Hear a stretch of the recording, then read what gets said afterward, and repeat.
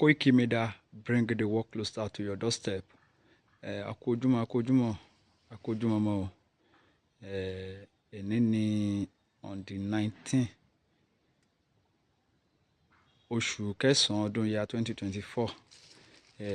A ní ká tó fi tó gbogbo ẹ̀yin olólùfẹ́ Koiki Media títí pé a wá sí oko ní òwúrọ̀ kùtùkùtù nígbà tí ọba Elédùà tó tútù bá wa rọ̀jò. Òjò tí a ti ń retí láti oṣù bíi mélòó kan sẹ́yìn, over 3 months ni a ti ń retí òjò tí a rí òjò. Ṣùgbọ́n a dúpẹ́ lọ́wọ́ ọba Elédùà tí òjò náà ti bẹ̀rẹ̀ láti bí ọjọ́ bíi 4 sẹ́yìn báyìí, tí a dẹ̀ dúpẹ́, a wá láti tún wá kọ èyí tó kù ní oko wa.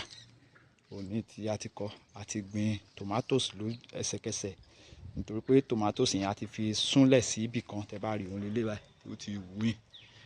A ti sun síbì kan tẹ́lẹ̀, so a kàn ń bomi sí ni.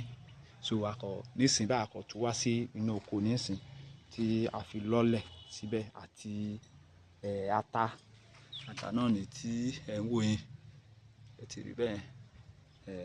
Àti gbẹ àgbàdo ẹ̀ náà bẹ́ẹ̀. So a dúpẹ́ lọ́wọ́ Elédùà tó bá wa ṣílẹ̀kùn ọjọ́ ìní, tó dẹ̀ ti bá wa ń rọ òjò. Kódà lẹ́nu ìgbà tí ojú mọ́lẹ̀ ní òjò ti rọ̀. A dúpẹ́. So a ní ká tí ó ṣe ìwọ̀nba nǹkan tí a bá sì lè rí mú jáde kọ́dún tó yípo. Torí pé tẹ́ bá wo ọdún náà ń sìn, ó ti ń yípo lọ. Kí ebi àti ìyàn kó má bàa gbé wa lọ nílùú. Káwa náà ká lè rí nǹkan bọ́ ẹbí àtàrà.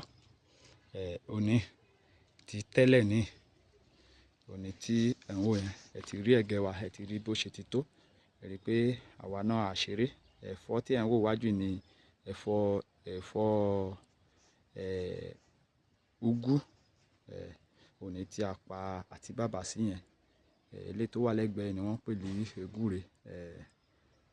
Ọmọdùn, Yorùbá ń pè lọ́mọdùn.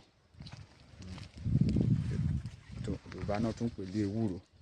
Ẹ wo oko ẹ̀gẹ́ náà, ẹ ti rí sí. Ẹ̀rí ẹ̀gẹ́ wa pé development ti dé bá. Bó kàn ṣe jẹ́ pé a tún nílò owó báyìí láti ra ẹ̀gẹ́ mi láti lè fi sí ibi tí àwọn ibi tí a ṣẹ̀ tún kọ́ àti oko iṣu lè tí ẹ̀gẹ́ nígbà yẹn tí ó rọ̀ ó gbéra tí gbogbo ẹ̀ jó dànù. A fẹ́ gbogbo padà kódà nítorí òjò yẹn bá mú papọ̀ bẹ́ẹ̀ nǹkan mú dé níbẹ̀ ní ọdún bọ̀ nítorí pé kì í ṣe tó jẹ́ ọlọ́jọ́ pẹ́ kó tó dùn ọdún tó ń bọ̀. A ti rí gbẹ́ tí a ti máa mú kan jáde níbẹ̀. Ẹ má bá wa ká lọ. So eléyìí tí a kọ lé ọjọ́ Monday sí ọ̀sẹ̀ tó kọjá lélẹ̀. Òní potato, ata, àgbàdo, kódà àgbàdo kankan ti ń jáde níbẹ̀. Ẹ bá wò àgbàdo ni tí ẹ ń wò yìí tó ti ń jáde. Ata gbogbo ẹ̀ àti gbìn sí potato, tomatoes gbogbo ẹ̀ àti gbìn. Ẹ ti rí bẹ́ẹ̀. Ẹ ṣé gan ni ẹ̀yin olólùfẹ́ wa, ẹ ṣé ń bá wa ká lọ. Ibi tí oko iṣu tí a gbìn tí a ti gbẹ́ potato lé ọ̀sẹ̀ mélòó kan sẹ́yìn tí a fi wọ̀n yín gbogbo ẹ̀yin ará ilé, ibẹ̀ náà láti dé. Òun sì ń iṣẹ́ tí a nílò láti ṣe níbẹ̀. A fẹ́ tú ẹ̀gẹ́ ẹ̀gbẹ́, a dẹ̀ fẹ́ ró. Bàbá ró tí gbogbo ẹ̀ ó kún kalẹ̀. Ẹ̀gẹ́ yẹn náà lè ráyè gbéra dáadáa. Iṣẹ́ ríro ẹ̀ ó máa bẹ̀rẹ̀ ní ọ̀la. So that ẹ̀gẹ́ ta fẹ́ gbìn sí, a lè ráyè wá owó ká lọ rà ká dẹ̀ fi lọ́lẹ̀ ká gbìn.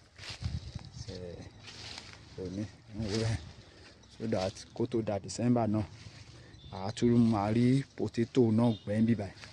Torí pé potato yẹn a kàn wú eléyìí tá gbẹ́ díẹ̀ ni. A yọ tán lẹ̀. So that a tún lè rí tún gbẹ́ again. A tún mú nǹkan jáde níbẹ̀ again. Koiki Media náà ń gbìyànjú láti pèsè fún àwa tí a wà nílé. Nítorí pé a ti ẹ̀ mọ̀ lóde gan gidigidi. Iṣẹ́ tí ọ̀gá yìí ṣe nípasẹ̀ oko yín àmọ́ olóore iṣẹ́ tí ẹbí wọn lápapọ̀ tí wọ́n ṣe, pàápàá jùlọ ìyá wọn, ìyá dáadáa, ìyá lálùbáríkà, ìyá tó yẹ pé wọ́n á fẹ̀yìntì, wọ́n á jẹun ọmọ títí dọjọ́ ogbó wọn. Ìyá yẹn ṣe gudugudu méje ohun yàyà mẹ́fà lórí iṣẹ́ oko tí ẹ̀ ń wò yẹn. Mo gbàdúrà fún gbogbo Koiki Media family àti gbogbo àwọn tí wọ́n ràn wá lọ́wọ́ lórí oko yìí nígbà tí a kọ́kọ́ bẹ̀rẹ̀, pé wọn ò ní tọrọ jẹ kẹ́yìn ayé wọn, wọn ò dẹ̀ ní mọ ìnira, ìṣòro